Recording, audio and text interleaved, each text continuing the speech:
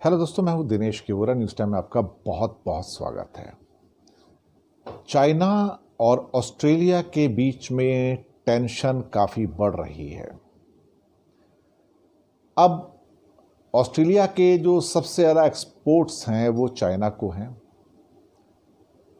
यहाँ पर अभी रिसेंटली ऑस्ट्रेलिया ने चाइना की हुआवी कंपनी, जो 5G नेटवर्क की कंपनी है, उसको बैन कर दिया। चाइना की वजह से बहुत सारे देशों में ऑलरेडी बहुत टेंशन चल रही है, एप्रीहेंशंस हैं। ऑस्ट्रेलिया का ये स्टेप 5G के हुआवी कंपनी को बैन करना, जैसे इंडिया में भी किया गया, पब्लिकली अभी अनाउंस नहीं है, अमेरिका ने भी किया, शायद चाइना को रास नहीं आ रहा है। चाइना ने इसका रिटेलिएशन किया है, टिट फॉर टैट डिप्लोमेसी। इसके द्वारा बहुत सारे सबसे पहले तो क्या हुआ है कि कुछ चाइनीज जर्नलिस्ट के जो होम्स थे ऑस्ट्रेलिया में, वहां पर रेड की गई। ऑस्ट्रेलिया के जो जर्नलिस्ट चाइना में थे उनको शायद रेस्क्यू किया गया, और कुल करीब करीब जो चाइना को एक्सपोर्ट था ऑस्ट्रेलिया का $104 billion in 2019, it's as per the IMF data, जिसमें beef, barley, coal, copper concentrate और बहुत सारी आइटम्स जो कि चाइना को ऑस्ट्रेलिया से जाती हैं। ऑस्ट्रेलिया जो नेचुरल रिसोर्सेज उसमें बहुत रिच है और पूरी दुनिया को उसको सप्लाईज जाती हैं। इसके अलावा एक टॉप एक्सपोर्ट आयरन ओर भी है ऑस्ट्रेलिया का, जो कि चाइना के स्टील सेक्टर के लिए क्रिटिकल है। सो उसको और LNG चाइना ने बैन किया, क्योंकि उसको बैन करता है तो चाइना का अपना बहुत ज़्यादा नुकसान होना शुरू हो जाता है। ऑस्ट्रेलिया ने चीन के द्वारा इस किस्म के एंटी डंपिंग मेजर्स को, जो कि वाइन के ऊपर लगाए गए हैं, ऑस्ट्रेलियन वाइन्स काफ़ी बेहतर समझी जाती हैं, उसके ऊपर चाइना ने भारी एंटी डंपिंग ड्यूटीज़ लगा दी हैं, और इसको ऑस्ट्रेलिया ने बहुत निराशाजनक बताया है।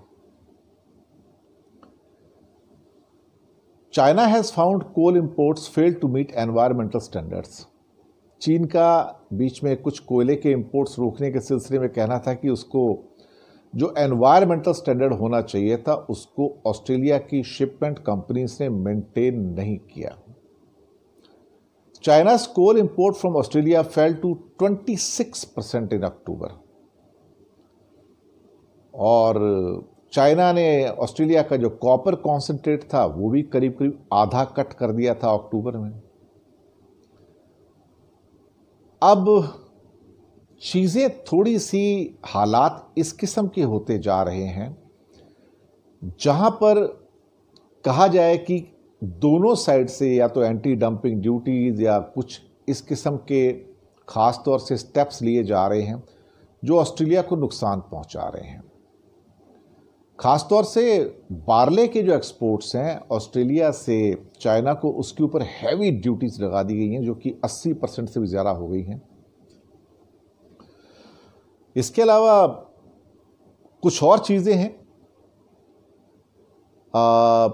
ऑस्ट्रेलिया ने चाइना को जाने वाले खुद ही एक्चुअली जो रॉक लॉबस्टर्स होते हैं उसके शिपमेंट स्टॉप किए, क्योंकि चाइना ने कुछ नए सी फूड इंस्पेक्शन के मेजर्स, देखा जाए तो मिनरल्स और मेटल्स के पाए जाने पर उन्होंने इंट्रोड्यूस किए।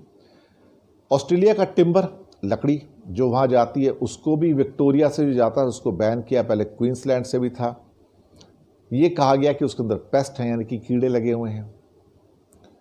दरअसल दोनों साइड से आरोप प्रत्यारोप, यानी कि एलिगेशंस का सिलसिला लगातार चल रहा है, पर शायद ये सिलसिला ज़्यादा वक्त नहीं चल पाएगा। इसको एक दूसरे आईने में भी देखना ज़रूरी है। वो दूसरा आईना ये है कि चाइना ने अभी ऑस्ट्रेलिया के गुस्से में आके ये सारे के सारे इंपोर्ट्स के ऊपर अलग अलग किस्म की रेस्ट्रिक्शंस तो लगा दी हैं, लेकिन अभी पिछले महीने जो तैयारियां हो रही थी आरसेप, और 15 नवंबर को उसके ऊपर सिग्नेचर भी हो गए, और ऑस्ट्रेलिया उसका मेंबर है, चाइना भी उसका मेंबर है। अब इस समझौते के अंतर्गत चाइना ऑस्ट्रेलिया का कोई भी गुड्स नहीं रोक पाएगा। टाइमली अभी जो स्टॉप किया सो किया, लेकिन आरसेप के ऊपर साइन हो गया, और जैसे ये लागू हो गया कुछ वक्त के बाद, 2 साल का वक्त दिया है रेटिफिकेशन के लिए, तो फिर चाइना मजबूर हो जाएगा। लेकिन वहाँ पे कुछ एक्सेप्शंस दिए गए हैं ऑलरेडी, जहाँ पर दूसरे देश अगर आप डंप करते हो तो वहाँ पे एंटी डंपिंग ड्यूटीज़ लगाई जा सकती हैं।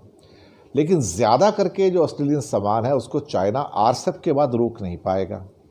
तो इसको हम अपनी ओर से ये समझें कि ये टेम्पररी मेजर्स हैं, और जब थोड़े बहुत हालात इनके आपस में सुधर जाएंगे तो ऑस्ट्रेलिया से सारे एक्सपोर्ट्स वापस से शुरू हो जाएंगे।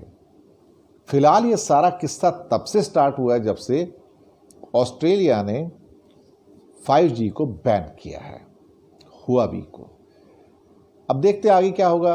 अब इसको तो इनडायरेक्टली भी देखा जाए तो प्रेशराइज किया जा सकता है कि आप अपनी कंपनीज को ही मना कर दो कि आप हुआवी को मत लो, तो प्राइवेटली भी कह सकते हैं कि नहीं लेंगे, तो वो कोई भी कंपनी सरकार के खिलाफ नहीं जा सकती है।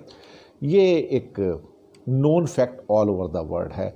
तो चीज़ें बाहर तो निकल कर नहीं आती है, लेकिन हाँ, उन मामलों में फिर सरकारों को जो फोर्स करना आता है, और कंपनियां शायद फिर इस पोजीशन में हो नहीं पाती कि सरकारों को कन्फ्रंट करके बिजनेस कर सके, क्योंकि ज़्यादा करके कंपनियां फिर मल्टीनेशनल कंपनियां होती है, और उनको जो दूसरे देशों के ख़ास तौर से जो रेगुलेशंस होते हैं या उनके प्रेशर्स होते हैं उसको झेलना ही पड़ता है। तो ये था ऑस्ट्रेलिया और चाइना की टिप्स जो चल रही है और काफ़ी आगे बढ़ रही है, बढ़ भी गई है, लेकिन आरसेप का समझौता जो है उसके ऊपर सब पानी फेर सकता है। तो शुक्रिया आपका, फीडबैक दीजिएगा, कैसा लगा प्रोग्राम, कमेंट्स ज़रूर डालिएगा, सब्सक्राइब कीजिएगा, चैनल है आपका।